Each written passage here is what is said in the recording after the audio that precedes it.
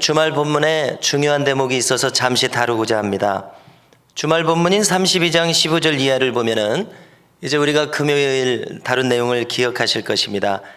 어처구니없게도 이 금송아지 앞에서 뛰놀고 있는 백성들을 봤을 때 시내산 40일 동안 머물러 있다가 십계명 두 돌판을 가지고 내려오는 이 모세, 이 장면을 보고서 그는 분노할 수밖에 없었습니다.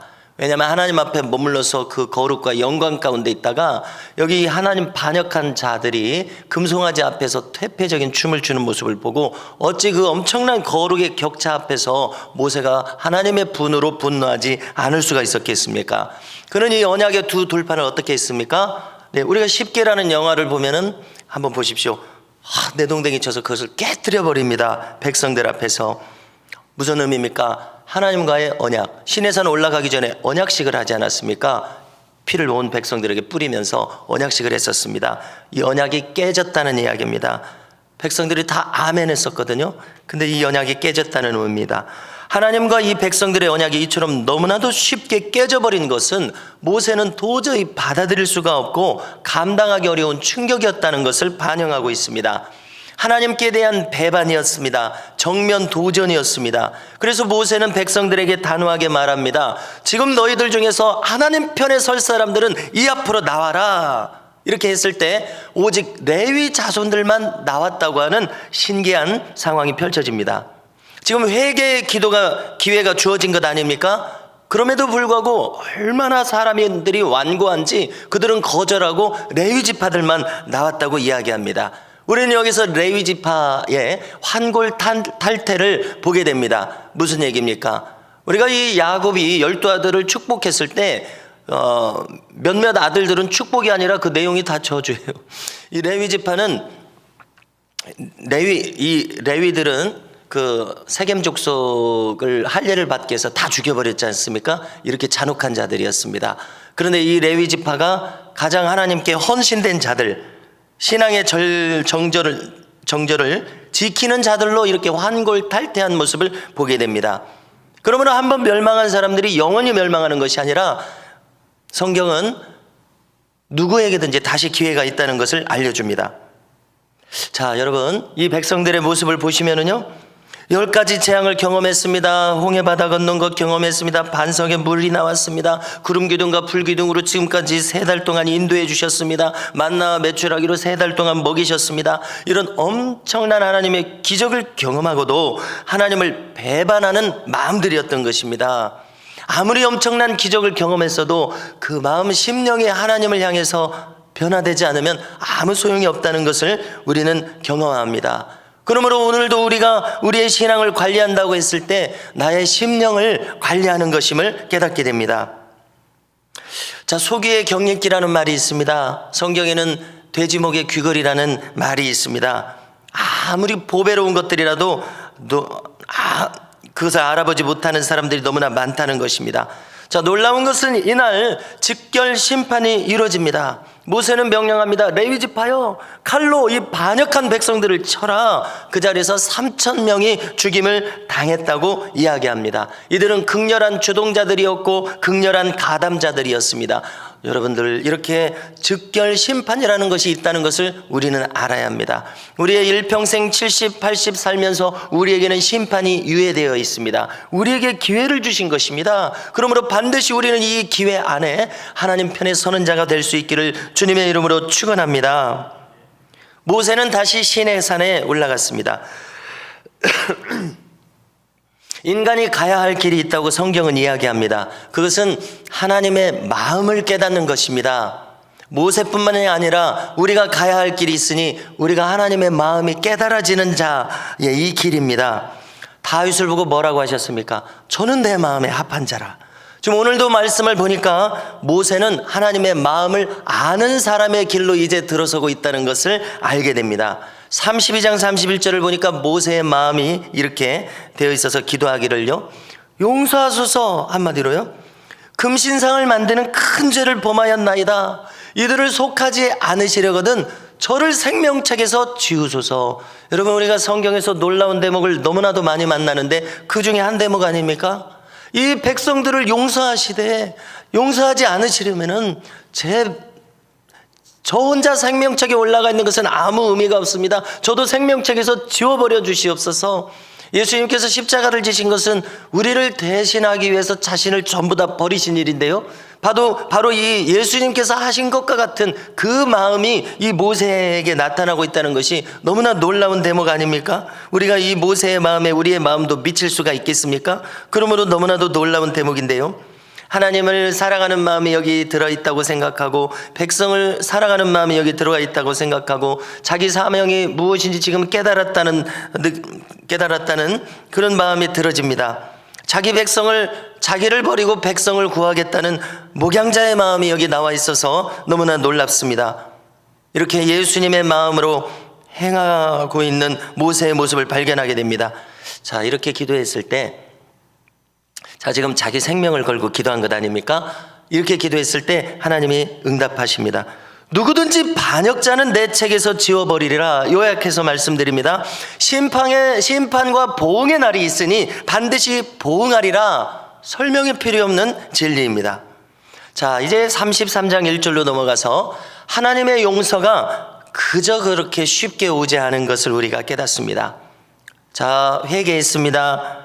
그러나 하나님이 회개합니다. 이 한마디로 회개가 성립하지 않는 것을 이 본문이 알려줍니다. 무엇인가 그 회개의 진실함을 보여야 한다는 것을 알게 해줍니다. 자, 어떤 목사님은 이렇게 설교하시는 것을 제가 들어봤습니다. 자신이 하나님 앞에 뭔가 큰 범죄한 것을 깨달아서 하나님께 돌아오고 싶어서 회개하고 싶다면 40일 작정 기도를 해라. 이런 권면을 하시는 것을 들어봤는데요. 오늘 이 본문을 봤을 때 참 일리가 있는 권면임을 알 수 있습니다. 회개하려면 40일 작정 기도해라. 성경에는 기록되어 있지 않지만 이 의미를 새겨볼 때 정말 그 진심을 하나님께 보여라. 이 의미를 새겨볼 때에 얼마든지 그렇게 하는 것이 필요하다는 마음이 들어집니다. 혹은 일주일 동안 금식하면서 정말 하나님께 회개하는 마음을 보여드린다든지요. 이렇게 하나님과 자신의 마음이 납득할 수 있는 회개의 어떤 과정과 절차가 필요하다는 것을 이 말씀을 통해서 깨닫게 됩니다. 하나님의 용서는 그저 오지 않았습니다. 자, 그럼에도 불구하고 오늘 이 말씀을 우리가 똑똑하고 분명하게 이해하는 것은 결코 쉽지 않다고 생각을 하는데요. 그럼에도 불구하고 뚜렷하게 드러나 있는 것 중에 하나는 가나안 땅에 입성하는 것만큼은 허락하십니다. 그리고 뭐라고 말씀하시냐면은 너희는 목이 곧은 백성이라 이렇게 계속 말씀하시고요. 너희와 동행하지 않으리라 이렇게 말씀하십니다. 자, 이게 무슨 뜻입니까? 가나안 땅에 들어가도록 하기는 하겠다. 그러나 너희하고 동행하지는 않으리라. 여러분, 참으로 이것은 하나님과 같지 않은 그런 말씀처럼 들립니다. 무슨 의미입니까? 하나님께서 이처럼 진노가 크셨다는 이야기입니다. 자, 그래서 이 말의 의미는 이제 이어지는 본문을 보니까 성막이 지금 한가운데 있고 12지파가 이렇게 둘러서서 이렇게 진을 치라고 말씀하셨습니다. 그 자리에 한 달 동안, 예를 들어서 시내산 앞에서 한 달 동안 머물려면은 성막이 가운데 있고 12지파 모든 백성들의 천막은 그 둘레에 둘러싸여 있었습니다. 그러나 이 성막을 진 밖으로 빼라 이렇게 얘기하셨습니다. 너희와 동행하지 않으리라 이런 이야기시죠. 그리고 또 이어서 말씀하시기를 너희 몸에서 장신구를 다 떼내라. 모세가 한 말이 아니라 하나님께서 이런 명령을 내리셨습니다. 장신구를 다 떼내라. 무슨 뜻입니까? 너희들은 반역자다. 너희들이 반역자인데 무슨 즐겁게 너희들의 몸치장을 하고 있느냐. 여러분, 이 말 아닙니까? 너희들은 근신해야 된다 이런 이야기입니다. 자, 그런데 우리는 이 진 밖에 이제 성막을 옮기셔서 거기서 하나님께서는 모세와는 대면에서 말씀을 나누셨다고 기록합니다. 이때의 백성들은 성막까지 나오지 못하게 하시고 자기들 사는 천막 앞에 서서 예배하게 했다고 이야기하십니다. 자, 이제 오늘 말씀 12절로 와서 모세의 기도가 계속 이어집니다. 모세의 기도의 요점은 이것입니다. 이 백성을 사하여 주시옵소서. 친히 동행하지 않으리라 이 말씀을 거둬주시옵소서. 이것이 모세의 간구입니다. 이 백성과 동행하시옵소서. 자, 왜 이렇게 기도하겠습니까? 자신만 살아남아서는 의미가 없다고 생각하기 때문 아닙니까? 이 백성들은 이제 버림받고 자신만 하나님과 대면해서 이야기하고 자신만 동행해서는 자기의 사명에 보람이 없다는 이야기 아닙니까? 이 백성이 버림받아서는 아무 의미가 없다는 기도를 하나님께 아뢰습니다. 자, 이 기도의 결과는 어떻게 되었겠습니까? 자, 오늘 본문을 보니까 하나님께서 이 기도를 들어주십니다. 내가 친히 가리라, 너를 쉬게 하리라. 네 기도를 들어주겠다는 이야기 아닙니까? 17절을 보니까 너는 너의 기도를 들어주리라. 너는 나의 은총을 입은 자니라. 너는 내가 이름으로도 아는 자니라. 이렇게 응답하십니다. 자, 그런데 모세의 기도를 보니까요, 오늘 모든 내용은 다 모세의 기도인데요, 모세는 여기서 멈추지 않았습니다. 더 간절함으로 하나님께 나아갔습니다. 자, 그런데 모세가 드리는 이 기도를 보니까 모든 경건하기를 원하는 모든 신자들의 소원이 아니겠는가 생각합니다. 어떻게 기도했습니까? 주의 영광을 내게 보이소서. 18절입니다. 자, 함께 따라서 하시겠습니다. 주의 영광을 내게 보이소서. 내 기도인 것처럼 한 번 더 하시겠습니다. 주의 영광을 내게 보이소서. 이름을 대지 않겠습니다. 혼란을 주기 때문에요. 수많은 믿음의 선진들의 그들의 전기를 읽어봤을 때, 성경의 수많은 인물들을 읽어봤을 때, 여러분, 이 기도는 모세만의 기도가 아니었고, 많은 믿음의 선진들이 이 기도를 동일하게 했었고, 그리고 모세처럼 이 기도의 응답을 받았다는 사실을 발견하게 됩니다. 그러므로 우리는 무엇을 깨닫습니까? 이 아침에 이 기도는 모세만이 하는 기도, 모세만이 할 수 있는 기도가 아니라 이 자리에 있는 저와 우리 모든 교우들도 이 기도를 드릴 정도로 하나님 앞에 나와라, 이런 초청임을 깨닫게 됩니다. 바라건대 저와 우리 모든 교우들께서도 이 기도로 나아가는 이 심정까지 이르러서 진심으로 이 기도를 드려서, 이 기도가 무슨 뜻입니까? 주님을 만나게 해주십시오. 주님의 음성을 듣게 해주십시오. 꿈속에서라도 예수님을 만나게 해주십시오. 정말 그렇게 뵙고 싶습니다. 이런 간절한 마음을 가져서 이 기도로 나와라, 이런 이야기가 된다고 믿습니다. 수많은 믿음의 선진들이 정말 이 기도에 수도 없이 응답을 받았습니다. 모세에게만이 아니라는 이야기입니다. 너희들도 그렇게 나와라, 이런 이야기가 되고 있습니다. 꿈으로, 환상으로, 음성으로 주님을 뵙고 싶습니다. 원하시는 분은 이렇게 구하시기 바랍니다. 보여주실 때까지, 한두 번 구하고가 아니라 보여주실 때까지. 이렇게 지금 오늘 모세는 어떻게 기도했습니까? 지금 생명을 걸고 기도하고 있습니다.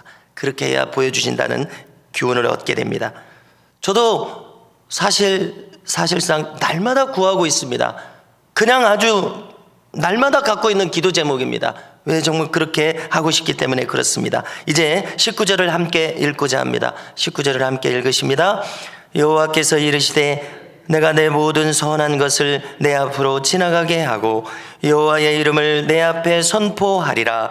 나는 은혜 베풀 자에게 은혜를 베풀고 긍휼히 여길 자에게 긍휼을 베푸느니라. 아멘. 어떻게 하면 하나님을 정말 내가 볼 수 있는가, 꿈속에서라도 만날 수 있는가, 그 해답을 지금 알려주신 것입니다. 이 말씀의 뜻은 잠언 8장 17절과 똑같다고 생각합니다. 읽어드리겠습니다. 나를 사랑하는 자들이 나의 사랑을 입으며 나를 간절히 찾는 자가 나를 만날 것이니라. 할렐루야. 설명이 필요 없습니다. 21절입니다. 너는 그 반석 위에 서라. 내 영광이 지나갈 때에 내가 너를 반석 틈에 두고 내가 지나도록 너를 내 손으로 덮었다가 손을 거둘 것이다. 그러면 너는 내 등을 볼 것이요 내 얼굴은 보지 못하리라. 하나님이 자신을 보여주시면서 왜 얼굴은 보지 못하게 하십니까? 우리는 이것을 어떻게 해석해야 됩니까? 왜냐하면 인간은 하나님의 그 거룩을 감당할 수 없기 때문에 그렇습니다. 우리는 이제 요한계시록 21장을 보니까 우리는 새 예루살렘 성에 성 밖에 있는 자가 있다는 것을 알게 됩니다. 천국에 자기 집이 없는 자가 있다는 것을 알게 됩니다. 천국에는 면류관을 쓴 자가 있고 해의 영광에 도달한 자가 있고 달의 영광에 도달한 자가 있고 별의 영광에 도달한 자가 있다고 성경은 이야기합니다. 영광과 상급의 격차가 왜 거론되는지를 우리는 깨달아야 합니다. 10고을을 다스리는 자가 있겠다고 이야기하시고 5고을 다스리는 자가 있겠다고 하시고 1고을 다스리는 자가 있겠다고 하시고 아무것도 없는 자가 있겠다고 이야기하시는 이 의미를 우리는 신앙생활을 하면서 반드시 알아야 합니다. 천국은 침노하는 자의 것이라고 했습니다. 나의 영광 가까이 나오기를 원하는 자 누구냐? 예수님 뭐라고 말씀하셨습니까? 내 좌우편에 앉을 자 누구를 위하여 하나님께서 예배하셨든지 그에게 허락되리라. 이 말씀을 우리는 간과해서는 안 될 것입니다. 성도 여러분, 오늘 말씀을 보니까 하나님께서는 그 간절한 기도에 응답하셔서 하나님의 영광을 모세에게 친히 보여주셨습니다.